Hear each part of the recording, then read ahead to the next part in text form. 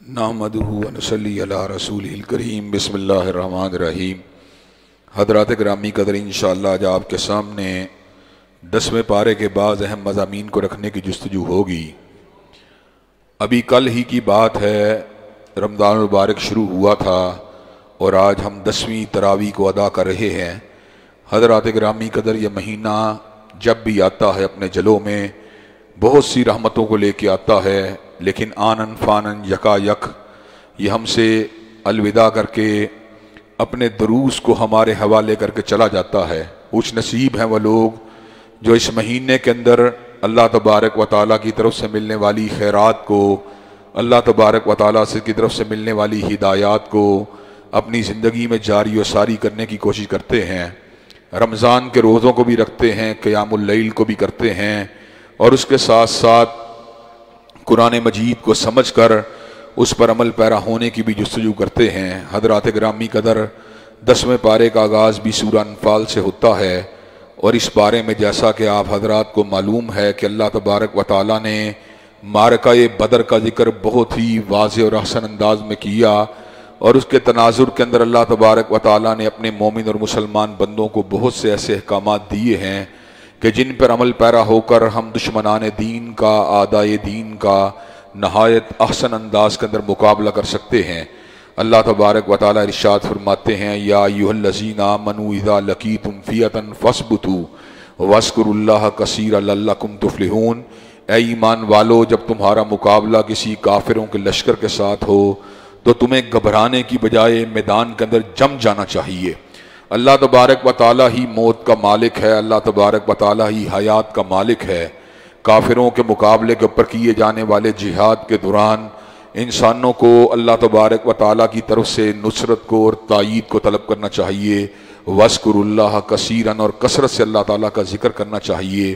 تاکہ ہم اللہ تبارک و تعالیٰ کے فضل و کرم سے کامیاب ہو جائیں۔ حضرات گرامی قدر کافر بھی اس لڑائی کے اندر کئی مرتبہ کام آتے ہیں اور مسلمان بھی مر جاتے ہیں۔ حضرات گرامی قدر جو مسلمان مرتے ہیں وہ شہید ہو کر ہمیشہ کے لیے امر ہو جاتے ہیں اور اللہ تعالیٰ کی جنتوں کے حقدار بن جاتے ہیں، اور اس کے مد مقابل جو کافر ان مارکوں کے اندر کام آتے ہیں وہ اللہ تعالیٰ کی ناراضگی کو مول لے کر ابدی جہنموں کے حقدار بن جاتے ہیں۔ چنانچہ حضرات گرامی قدر انسان کو اپنی عاقبت کے اوپر، اپنے انجام کے اوپر نظر رکھنی چاہیے، اور معرکہ حق و باطل کے دوران ہرگز بھی اللہ تبارک و تعالیٰ کی تائید سے مایوس نہیں ہونا چاہیے، اس کی نصرت سے مایوس نہیں ہونا چاہیے۔ اور اس دوران اللہ تعالیٰ نے اس ہدایت کو بھی جاری فرما دیا، وَلَا تَنَازَعُوا فَتَفْشَلُوا وَتَذْهَبَ رِيحُكُمْ، کہ ایسے عالم کے اندر جب کہ تمہارا مقابلہ لشکر کفار سے ہو تو تمہیں آپس کے اندر الجھنا نہیں چاہیے۔ مسلمانوں کو بالکل بنیان مرصوص کی طرح، بالکل سیسا پلائی ہوئی دیوار کی طرح اللہ تبارک و تعالیٰ کے اوپر بھروسہ کر کے جم کے میدان میں کھڑے ہو جانا چاہیے۔ کسی چھوٹی چھوٹی بات کے اوپر گھبراہٹ کی وجہ سے، خوف کی وجہ سے تنازع کرنا، ایک دوسرے پہ الزام دھرنا، ایک دوسرے کی مخالفت کرنا، اس سے انسان پھسل جاتا ہے اور انسانوں کی ہوا اکھڑ جاتی ہے۔ انسانوں کو اپنی ہوا کو قائم رکھنے کے لیے باہمی اتحاد کا، باہمی اتفاق کا، اللہ تبارک و تعالیٰ کی ذات کے اوپر توکل کا مظاہرہ کرنا چاہیے۔ اس طرح اللہ تبارک و تعالیٰ انسانوں کو کامیاب فرما دیتے ہیں۔ حضرات گرامی قدر اس صورت میں اللہ تعالیٰ نے اس بات کا بھی ذکر کیا کہ شیطان لعین خود ایک انسان کے روپ میں بدر کے معرکے کے دن کافروں کے پاس آیا تھا اور ان کو یہ بات کہی تھی، لا غالب لکم اليوم من الناس، آج کے دن لوگوں میں سے کوئی بھی تمہارے اوپر غالب نہیں آ سکتا، مسلمان تمہارے مقابلے کے اوپر مغلوب رہیں گے۔ ابلیس جو تھا اس بات کو جانتا تھا کہ مسلمانوں کی تعداد معرکہ حق و باطل میں کافروں سے کم ہے، اس کو اس بات کا بھی علم تھا کہ اسلحے میں کم ہیں، افرادی قوت میں کم ہیں، اور مسلمان جو ہیں ان کے پاس جو ہے تربیت یافتہ فوجی بھی نہیں ہیں۔ حضرات گرامی قدر لیکن اللہ تبارک و تعالیٰ نے اس جنگ کے اندر، اس معرکے کے اندر مسلمانوں کی خصوصی نصرت فرمائی، اور ان کی تائید کے لیے آسمان سے لشکروں کا نزول فرما دیا۔ حضرت جبریل امین کی قیادت کے اندر جب فرشتے میدان میں اترے تو ابلیس جو کافروں کے لشکر کے اندر ایک سردار کی حیثیت سے موجود تھا وہاں سے بھاگنے لگا۔ اب کافر بڑا حیران ہوئے کہ تھوڑی دیر پہلے یہی سردار یہ بات کہہ رہا تھا، لا غالب لکم اليوم من الناس، کہ آج کے دن تم غالب ہی غالب ہو، اب یہ کہاں پہ بھاگ رہا ہے؟ کہا انی ارا ما لا ترون، مجھے وہ کچھ نظر آ رہا ہے جو تم کو نظر نہیں آ رہا۔ اس کو اس بات کا علم ہو گیا کہ اللہ تبارک و تعالیٰ نے اپنی نصرت خاص سے مسلمانوں کو فتح یاب کرنے کا ارادہ فرما لیا ہے، اور اللہ تبارک و تعالیٰ نے اس حقیقت کا ذکر سورہ بقرہ میں یوں فرمایا ہے، کم من فیۃ قلیلۃ غلبت فیۃ کثیرۃ باذن اللہ واللہ مع الصابرین، کتنے ہی گروہ جو تعداد میں تھوڑے تھے اللہ تعالیٰ نے ان کو بہتوں پہ غالب کر لیا، اس لیے کہ اللہ تبارک و تعالیٰ کی مدد جو ہوتی ہے وہ صبر کرنے والوں کے ساتھ ہوتی ہے۔ حضرات گرامی قدر، اس صورت میں اللہ تعالیٰ نے اس بات کا بھی ذکر کیا وَإِدُّوا لَهُم مَّا اسْتَطَعْتُم مِّن قُوَّةٍ، کہ اہل اسلام کو اپنی عسکری صلاحیت کو بڑھاتے ہی رہنا چاہیے، بڑھاتے ہی رہنا چاہیے، جہادی قوت کو اس میں اضافہ کرتے ہی رہنا چاہیے، کرتے ہی رہنا چاہیے۔ حضرت علامہ اقبال فرماتے ہیں، تجھ کو بتاتا ہوں تقدیر امم کیا ہے، تجھ کو بتاتا ہوں تقدیر امم کیا ہے،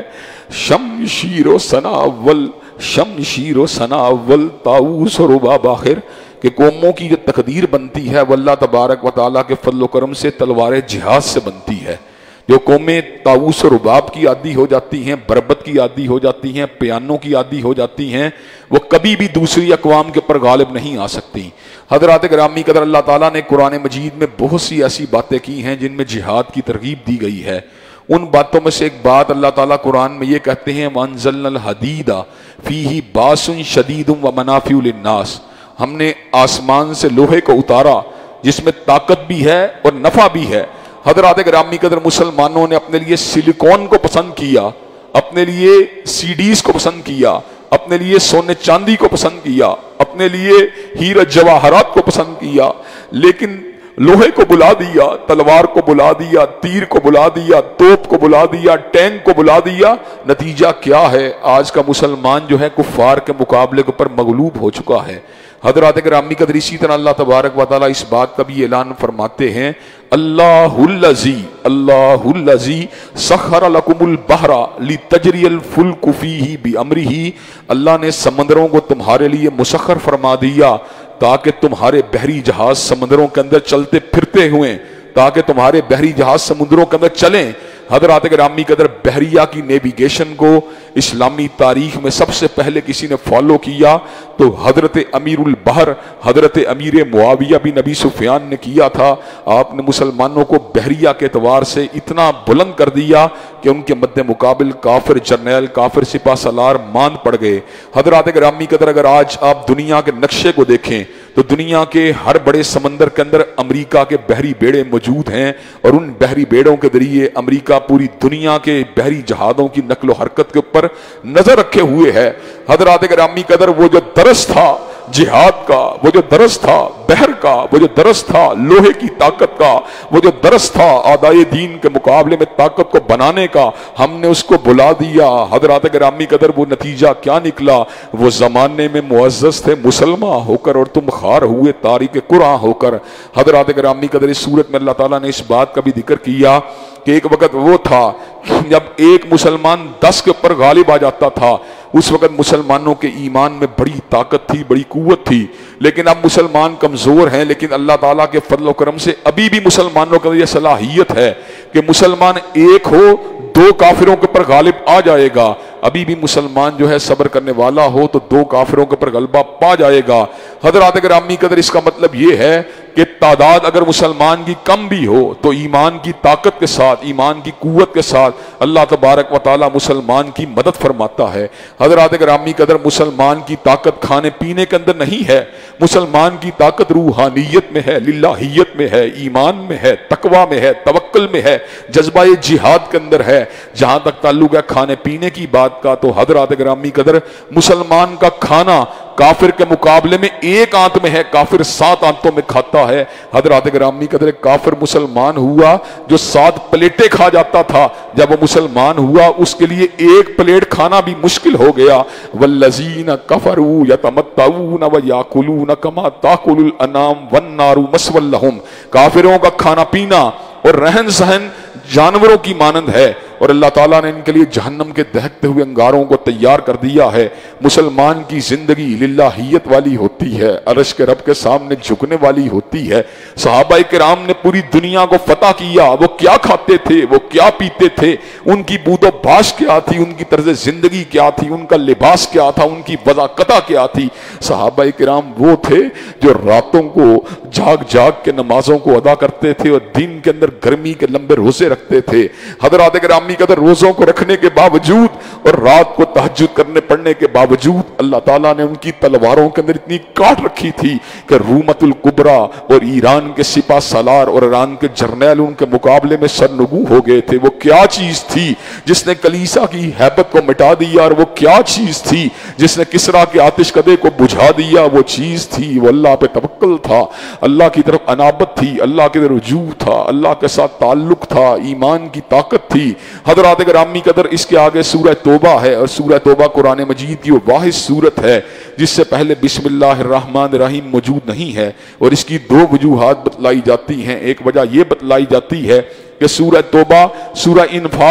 انفال ہی کا حصہ ہے، اور دوسری وجہ یہ بتلائی جاتی ہے سورہ انفال کا حصہ تو نہیں، لیکن اللہ تعالیٰ نے اس کو غصے میں اتارا اور اس کے اندر بڑے جو ہیں سخت احکامات کفار کے بارے میں، مشرکین کے بارے میں نازل کیے۔ چنانچہ اس سے پہلے اللہ تبارک و تعالیٰ نے بسم اللہ الرحمن الرحیم کا نزول نہیں فرمایا، اس لیے کہ اللہ تعالیٰ کی صفات میں جہاں رحمت ہے وہاں پہ کبریائی ہے، وہاں پہ اللہ تبارک و تعالیٰ قہر فرمانے والے ہیں، وہاں تو اللہ تعالیٰ جبار ہیں۔ چنانچہ ہر کام کرتے ہوئے بسم اللہ الرحمن الرحیم آپ پڑھتے ہیں، لیکن جب جانور کے گلے کے اوپر چھری کو چلانے کا وقت آتا ہے تو وہاں پہ بسم اللہ الرحمن الرحیم کو نہیں پڑھا جاتا، بلکہ بسم اللہ اللہ اکبر کو پڑھا جاتا ہے، اور اس بات کا اظہار کیا جاتا ہے اس پروردگار کے نام کے اوپر کہ جانور چھوٹا ہے وہ بہت بڑا ہے، جانور بہت ہی چھوٹا ہے وہ بہت ہی بڑا ہے۔ میں نے جس جانور کو ذبح کیا اپنی استعداد کے مطابق، اپنی حیثیت کے مطابق، لیکن حقیقت یہ ہے کہ کبریا کی کبریائی کر اس کی بندگی کا حق ادا نہیں ہو سکا۔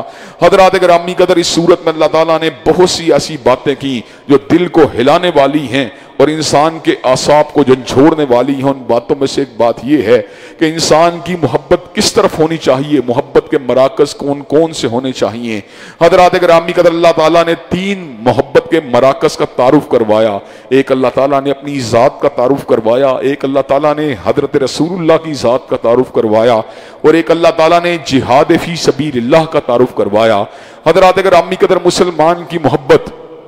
اللہ کے ساتھ بڑی شدید ہوتی ہے۔ والذین آمنوا اشد حبا للہ، مسلمان اور مومن اللہ کی محبت میں انتہائی شدید ہوتا ہے۔ وَمِنَ النَّاسِ مَن يَتَّخِذُ مِن دُونِ اللَّهِ أَندَادًا يُحِبُّونَهُمْ كَحُبِّ اللَّهِ، غیر اللہ کے پجاری اپنے معبودان باطل سے ویسی محبت کرتے ہیں جیسے اللہ سے محبت کرنی چاہیے، لیکن مومن کا حال کچھ اور ہے۔ وَالَّذِينَ آمَنُوا أَشَدُّ حُبًّا لِلَّهِ، وہ اللہ کی محبت میں انتہائی شدید ہوتا ہے۔ اور جہاں تک تعلق ہے حضرت رسول اللہ کی بات کا، تو کوئی بندہ اس وقت تک مومن نہیں ہو سکتا جب تک اس کو حضور اقدس کی ذات کے ساتھ کائنات کی ہر چیز سے زیادہ محبت نہیں ہو جاتی اللہ کے بعد۔ حضرات گرامی قدر جسے باپ سے پیار زیادہ ہو، یا بیٹے سے زیادہ ہو، یا بھائی سے زیادہ ہو، یا گھر بار سے زیادہ ہو، یا دکان و مکان سے زیادہ ہو، حضرت رسول اللہ کی ذات سے کم ہو، اللہ کی ذات سے کم ہو، جہاد فی سبیل اللہ سے کم ہو، اللہ نے سورت میں جھنجھوڑ کے یہ بات کہی، قُلْ إِنْ كَانَ آبَاؤُكُمْ وَأَبْنَاؤُكُمْ وَإِخْوَانُكُمْ وَأَزْوَاجُكُمْ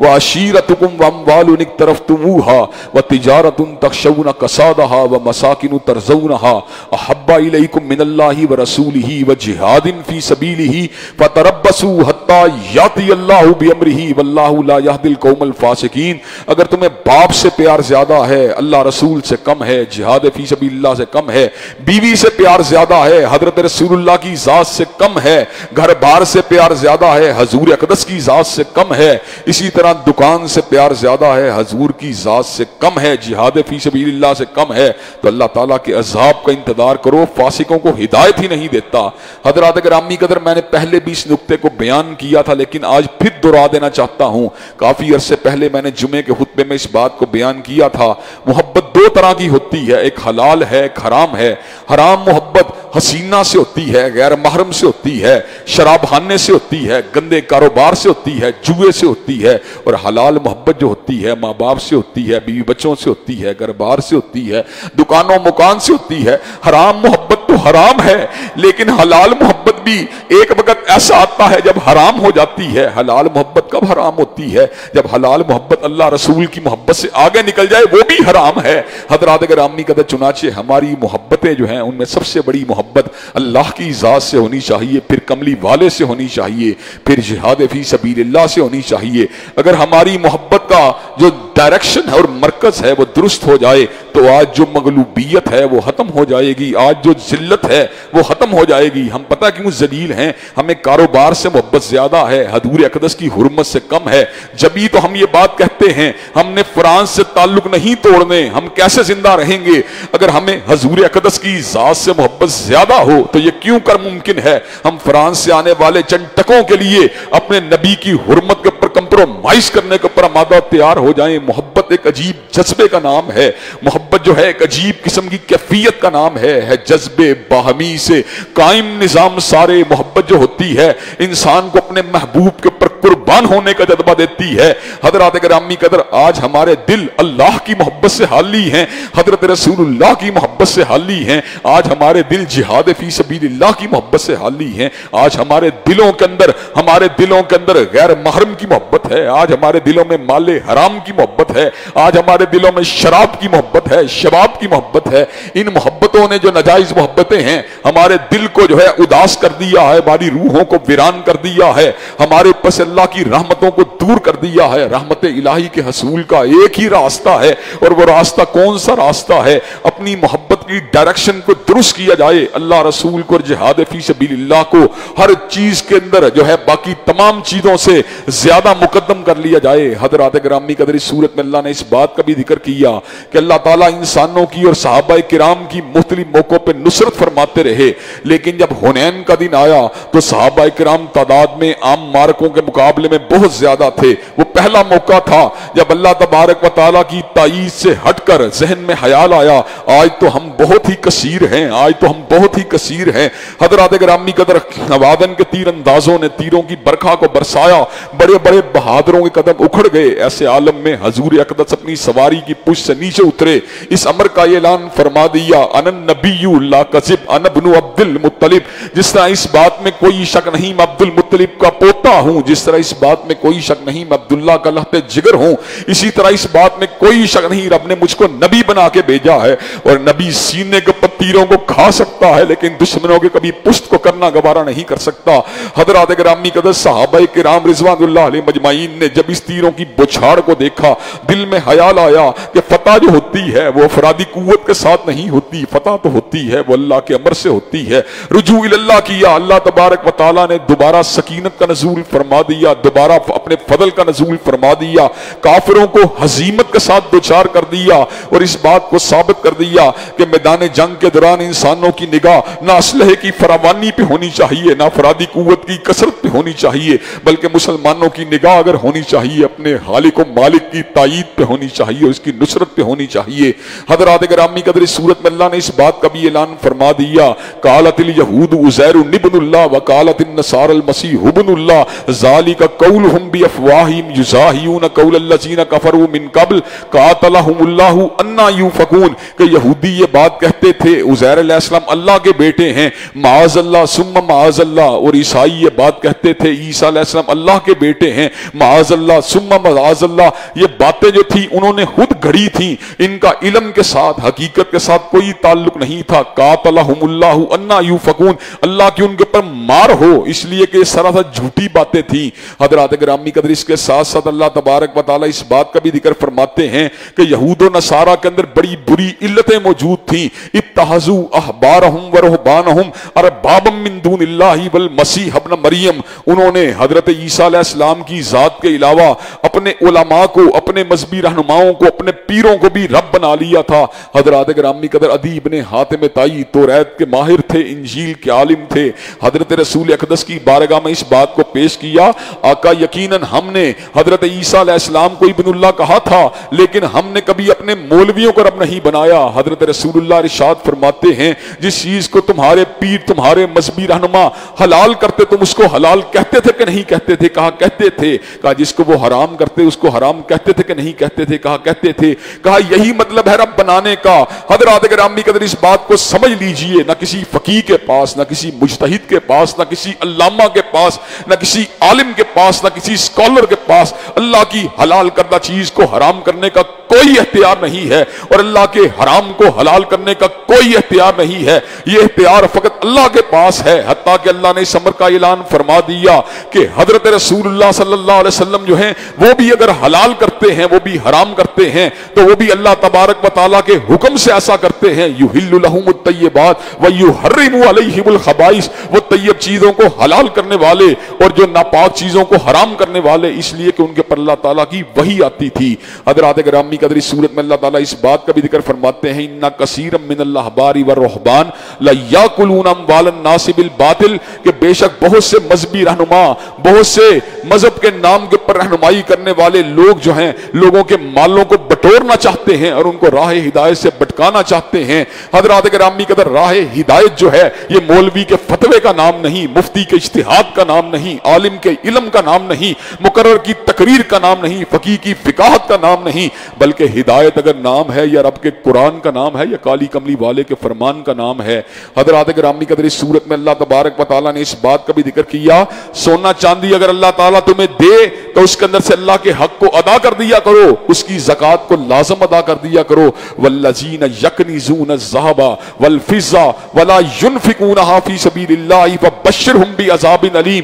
تو سونے چاندی کو جمع کرتے ہیں اور اس میں سے اللہ تعالیٰ کے حق کو ادا نہیں کرتے، راہ خدا میں خرچتے نہیں ہیں، فبشرھم بعذاب علیم، ان کو عذاب علیم کی بشارت سنا دیجئے۔ یوم یحمى علیہ فی نار جہنم فتقوی بہا جباہہم وجنوبہم وظہورہم ھذا ما کنزتم لانفسکم فذوقوا ما کنتم تکنزون۔ اللہ تبارک و تعالیٰ فرماتے ہیں جب قیامت کا دن آئے گا سونے اور چاندی کو آگ میں پگھلایا جائے گا، اور آگ میں پگھلانے کے بعد اسی سونے چاندی کے ساتھ انسان کی پیشانی کو، اس کی پشت کو، اس کے پہلو کو داغا جائے گا اور یہ بات کہی جائے گی ھذا ما کنزتم لانفسکم، یہ اس چیز کے سبب ہے جو تم جمع کیا کرتے تھے، فذوقوا ما کنتم تکنزون، چنانچہ آج اپنے اکٹھا کرنے کا مزہ چکھ لو۔ حضرات گرامی قدر اس بات کا ذکر بھی اللہ تعالیٰ نے اس صورت میں فرما دیا کہ حضرت رسول اللہ صلی اللہ علیہ وسلم جب ہجرت کر کے جا رہے تھے، غار سور کے اندر مقیم تھے، تو حضرات گرامی قدر ایسے عالم کے اندر حضرت صدیق اکبر کو اس بات کی فکر تھی کہ حضرت رسول اللہ صلی اللہ علیہ وسلم کو کوئی تکلیف نہ پہنچ جائے۔ ثانی اثنین اذ ھما فی الغار، وہ دو تھے غار کے اندر، اذ یقول لصاحبہ، جب حضرت رسول اللہ نے اپنے صحابی کو مخاطب ہو کے کہا، اپنے صاحب کو مخاطب ہو کے کہا، حضرات گرامی قدر کسی کو صحابی مورخ نے کہا، کسی کو صحابی تاریخ دان نے کہا، کسی کو صحابی سیرت نگار نے کہا، کسی کو صحابی محدث نے کہا، اور کسی کو صحابی صحابہ کے حالات کی تدوین کرنے والے نے کہا، لیکن ابو بکر کی صحابیت کا عالم کیا ہے کہ اللہ تبارک و تعالیٰ نے خود ابو بکر کی صحابیت کا اعلان فرما دیا۔ اللہ تبارک و تعالیٰ فرماتے ہیں یقول لصاحبہ لا تحزن ان اللہ معنا، حضرت ابو بکر کو حضرت رسول اللہ نے مخاطب ہو کر یہ بات کہی، ابو بکر گھبرانے کی ضرورت نہیں، اللہ تبارک و تعالیٰ ہمارے ساتھ ہے۔ حضرات گرامی قدر اللہ تعالیٰ کی معیت کو اپنے ساتھ ذکر کیا حضرت رسول اللہ نے، اس لیے کہ حضرت صدیق کو حضرت رسول اللہ سے پیار تھا اور آپ کو نقصان پہنچنے سے غم تھا۔ حضرات گرامی قدر وگرنہ حضرت موسیٰ علیہ السلام کے ساتھی جس وقت سمندر کے کنارے کے اوپر پہنچے تو حضرت موسیٰ علیہ السلام کے ساتھیوں نے کہا ہم تو پھنس گئے، تو حضرات گرامی قدر موسیٰ علیہ السلام نے یہ نہیں کہا انا مانا کہ ہمارے ساتھ اللہ ہے، بلکہ حضرت موسیٰ نے کہا انا معی ربی، بے شک میرا رب میرے ساتھ ہے، اس لیے کہ موسیٰ علیہ السلام کو پتا تھا میرے ساتھیوں کو میری فکر نہیں ہے بلکہ اپنی فکر ہے، میرے ساتھی جو ہے اپنے بچاؤ کی کوشش کر رہے ہیں، لیکن حضرت رسول اللہ نے کہا ان اللہ مانا، ابو بکر اللہ ہم دونوں کے ساتھ ہے، اس لیے کہ حضرت رسول اللہ کو پتا تھا کہ صدیق جو ہے وہ مجھ سے محبت کرتا ہے، مجھ سے پیار کرتا ہے، میرا غمخوار ہے، میرا وفادار ہے، میرا جانثار ہے، میرا پروانہ ہے، اور میرے اوپر ہر چیز کو فدا کر دینے والا ہے۔ حضرات گرامی قدر اس صورت میں اللہ تعالیٰ نے اس بات کا بھی ذکر فرما دیا، زندگی کے اتار و چڑھاؤ، زندگی کے نشیب و فراز، یہ سب کچھ اللہ کے حکم سے آتے ہیں، اللہ کی کتابت سے آتے ہیں۔ قُل لَن يُصِيبَنَا إِلَّا مَا كَتَبَ اللَّهُ لَنَا، جو بھی مصیبت آتی ہے در حقیقت اللہ تعالیٰ کی لکھی ہوئی تقدیر کی وجہ سے آتی ہے۔ حضرات گرامی کا اس میں بتا پہلو کیا ہے، جب اللہ نے لکھ دیا تو ہماری زندگی میں آنی تھی، صبر کرنا چاہیے، استقامت کا مظاہرہ کرنا چاہیے۔ حضرات پھر ہوتا کیا ہے، ما اصاب من مصیبت الا باذن اللہ، جو بھی مصیبت آتی ہے اللہ کے حکم سے آتی ہے۔ ومن یؤمن باللہ یہدی قلبہ، جس کا ایمان اللہ کی ذات پہ ہوتا ہے اللہ اس کو نکلنے کا راستہ بھی سمجھا دیتا ہے۔ حضرات گرامی قدر وگرنہ ہم نے دیکھا کئی لوگ مشکلات میں پھنسے ہیں تو پھنسے ہیں، 10 سال سے بیمار ہیں، 15 سال سے بیمار ہیں، لیکن مومن و مسلمان کا حال یہ ہے یا تو موت کی آگوش میں چلا جاتا ہے یا اللہ تعالیٰ مصیبت کو دور کر کے اس کے لیے عافیت کے دروازوں کو کھول دیتے ہیں۔ حضرات گرامی قدر مومن کی آزمائش لازماً دور ہوتی ہے،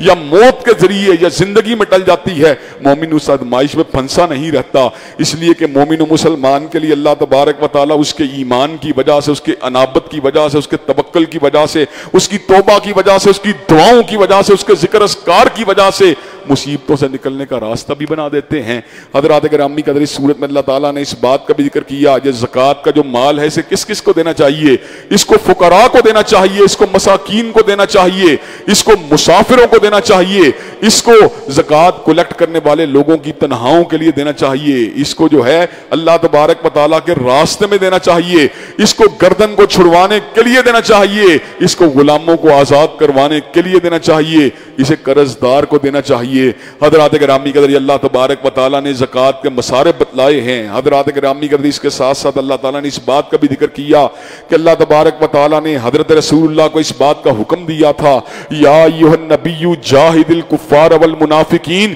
کہ آپ کافروں کے ساتھ بھی جہاد کیا کریں اور منافقوں کے ساتھ بھی جہاد کیا کریں۔ کافروں کے ساتھ جہاد ہوتا تھا تلوار کے ذریعے، تیر کے ذریعے، نیزوں کے ذریعے، اور منافقوں کے ساتھ جہاد ہوتا تھا دلائل کے ذریعے، براہین کے ذریعے، اللہ تعالیٰ کی وحی کے ذریعے، اللہ تبارک و تعالیٰ کے اوامر کے ذریعے۔ آج بھی ہم جس معاشرے میں رہتے ہیں یہاں پہ فسق ہے، نفاق ہے، یہاں پر اگر بات کرنی ہے دلیل کے ساتھ، برہان کے ساتھ، اللہ تبارک و تعالیٰ کے قرآن کے ساتھ، کالی کملی والے کے فرمان کے ساتھ، اور جب موقع ہے جہاد کرنے کا کافروں کے ساتھ، ہندوستان کے ساتھ، یا حضرت رسول اللہ کے سب و شتم کرنے والوں کے ساتھ، پھر جہاد ہوگا تلوار کے ساتھ، بندوق کے ساتھ، گولی کے ساتھ۔ حضرات گرامی قدر دونوں طرح کے جہاد کرنے والوں کے ساتھ اللہ تعالیٰ کی تائید ہوتی ہے، اللہ تعالیٰ کی نصرت ہوتی ہے، اور اللہ تبارک و تعالیٰ نے مسلمانوں کے مقابلے میں ان دونوں گروہوں کے لیے ناکامی اور نامرادی کو تیار کر دیا ہے۔ دنیا میں وقتی طور پہ غالب آ بھی جائیں لیکن جہنم کے دہکتے ہوئے انگارے ان کا انتظار کر رہے ہیں۔ حضرات گرامی کا اس صورت میں اللہ تعالیٰ نے ایک اور بات کا بھی ذکر کیا کہ کئی لوگوں کے پاس پیسے ہوتے ہیں، پیسے نہیں ہوتے، مال نہیں ہوتا، وہ اللہ تعالیٰ سے دعا مانگتے ہیں، اللہ تعالیٰ اگر تو نے پیسہ دے دیا نا تو پھر ہم تیرے راستے میں صدقہ کریں گے، لیکن جب پیسہ آ جاتا ہے پھر مکر جاتے ہیں۔ پھر پتہ کیا ہوتا ہے، وَمِنْهُمْ مَنْ عَاهَدَ اللَّهُ لَئِنْ آتَانَا مِنْ فَضْلِهِ لَنَصَّدَّقَنَّ وَلَنَكُونَنَّ مِنَ الصَّالِحِينَ۔ کئی لوگوں نے اللہ سے وعدہ کیا، اللہ تعالیٰ تو پیسے دے ہم تیرے راستے میں صدقہ کریں گے، فَلَمَّا آتَاهُم مِّن فَضْلِهِ بَخِلُوا بِهِ وَتَوَلَّوْا وَهُمْ مُعْرِضُونَ۔ انہوں نے اپنے چہرے کا رخ پھیر لیا اور اپنے مال کو اپنا مال سمجھ کر اس کو روک لیا۔ اللہ تبارک و تعالیٰ فرماتے ہیں فَعَاقَبَهُمْ نِفَاقًا فِي قُلُوبِهِمْ إِلَى يَوْمِ يَلْقَوْنَهُ بِمَا خَلَفُوا اللَّهَ مَا وَعَدُوهُ وَبِمَا كَانُوا يَكْذِبُونَ۔ اللہ تعالیٰ نے ایسے لوگوں کے دلوں کے اندر منافقت کو لکھ دیا ہے اس وقت تک کے لیے کہ جب وہ اللہ سے ملاقات نہیں کرتے۔ ایسا کیوں ہوا؟ ان کے دلوں کے اندر منافقت کو اس لیے لکھ دیا کہ انہوں نے اللہ تعالیٰ سے اپنے وعدے کو جو تھا اس کو پورا کرنے کی بجائے وعدہ خلافی کی تھی اور انہوں نے جھوٹ بولا تھا۔ حضرات گرامی قدر اس صورت میں اللہ تعالیٰ نے آخر میں جا کے ایک بڑا ہی خوبصورت مضمون بیان کیا ہے جس کے اوپر جا کے اپنی بات کو میں ختم کروں گا اس پارے کے حوالے سے۔ حضرات گرامی قدر عبداللہ ابن ابی جو تھا وہ حضرت رسول اللہ صلی اللہ علیہ وسلم کی ذات اقدس کے بارے میں بڑی سازشیں کیا کرتا تھا، بڑی مکاریاں کیا کرتا تھا، حتیٰ کہ اس نے حضرت رسول اللہ کی شان اقدس کے اندر کئی ایسے الفاظ کہے جو بڑے ہی نازیبا تھے۔ اس نے کہا لَيُخْرِجَنَّ الْعَزُّ مِنْهَا الْأَذَلَّ، اپنے آپ کو عزت والا کہا، اور کائنات کے سب سے بڑے عزت والے کے بارے میں ایسی بات کہی جو بات جو ہے میں اس کو کوٹ بھی نہیں کرنا چاہتا۔ تو اللہ تعالیٰ نے جواب میں کہا تھا وَلِلَّهِ الْعِزَّةُ وَلِرَسُولِهِ وَلِلْمُؤْمِنِينَ وَلَكِنَّ الْمُنَافِقِينَ لَا يَعْلَمُونَ، عزت تو اللہ کے لیے، حضرت رسول اللہ کے لیے ہے اور حضرت رسول اللہ کے تابع داروں کے لیے ہے، لیکن منافق اس بات کو نہیں جانتے۔ حضرات گرامی قدر، حضرت رسول اللہ کی رحیمی کا عالم کیا ہے، آپ کے کریمی کا عالم کیا ہے، آپ کے رؤوف ہونے کا عالم کیا ہے۔ حضرات گرامی قدر، وہ بندہ جب مر جاتا ہے، اس کا بیٹا حضور اقدس کی بارگاہ رسالت مآب میں آیا، کہا میرا باپ آپ کے ساتھ بڑی جو تھا آپ کے حوالے سے بے وفائیاں کرتا رہا،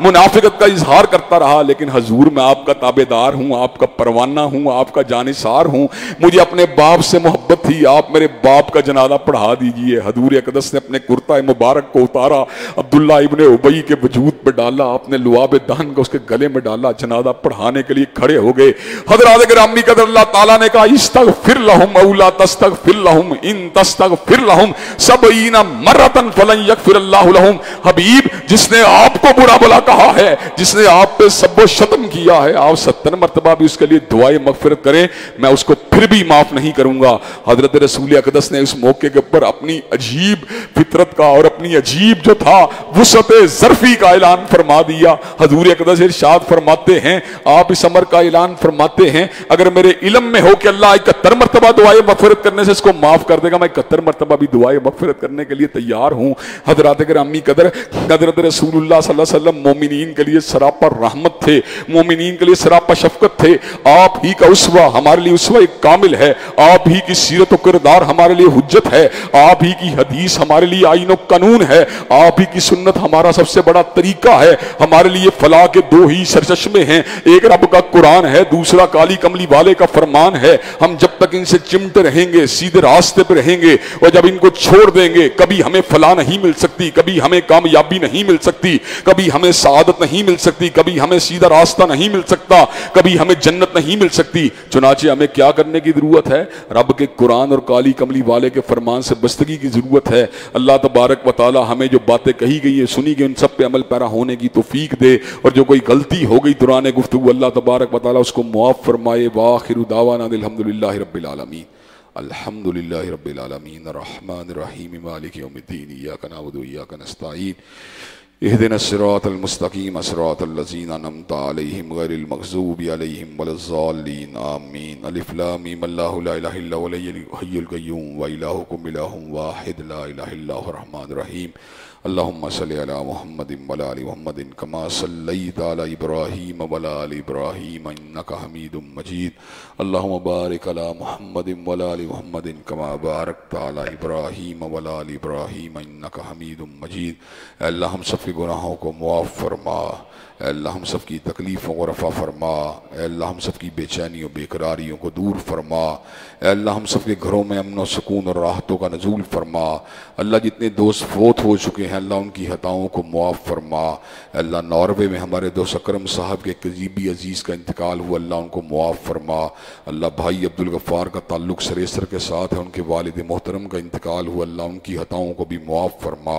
اللہ جتنے لوگ توحید پہ فوت ہوئے ان سب کی خطاؤں کو معاف فرما۔ اللہ اپنے فضل و کرم سے ہم سب کو اسلام پہ زندہ رکھنا اور ایمان والی موت نصیب فرما۔ اللہ سعادت والی زندگی، شہادت والی موت نصیب فرما۔ اللہ کلمے والی زندگی، کلمے والی موت نصیب فرما۔ اللہ اپنے فضل و کرم سے دین و دنیا کی اعلیٰ ترین کامیابی و کامرانی سے ہمکنار فرما۔ اللہ بڑے بڑے گناہوں کو معاف فرما۔ اللہ چھوٹی چھوٹی نیکیوں قبول و منظور فرما۔ اللہ رمضان کے روزوں کو، راتوں کے قیام کو قبول و منظور فرما۔ اے اللہ اپنے فضل و کرم سے تمام دلی جائے اس تمناؤں کو قبول و منظور فرما۔ ربنا آتنا فی الدنیا حسنۃ وفی الآخرۃ حسنۃ وقنا عذاب النار۔ اللہم صلی علی محمد وعلی آل محمد کما صلیت علی ابراہیم وعلی آل ابراہیم انک حمید مجید۔ اللہم بارک علی محمد وعلی آل محمد کما بارکت علی ابراہیم وعلی آل ابراہیم انک حمید مجید۔ سبحان ربک رب العزت عما یصفون والسلام علی المرسلین والحمد للہ رب العالمین۔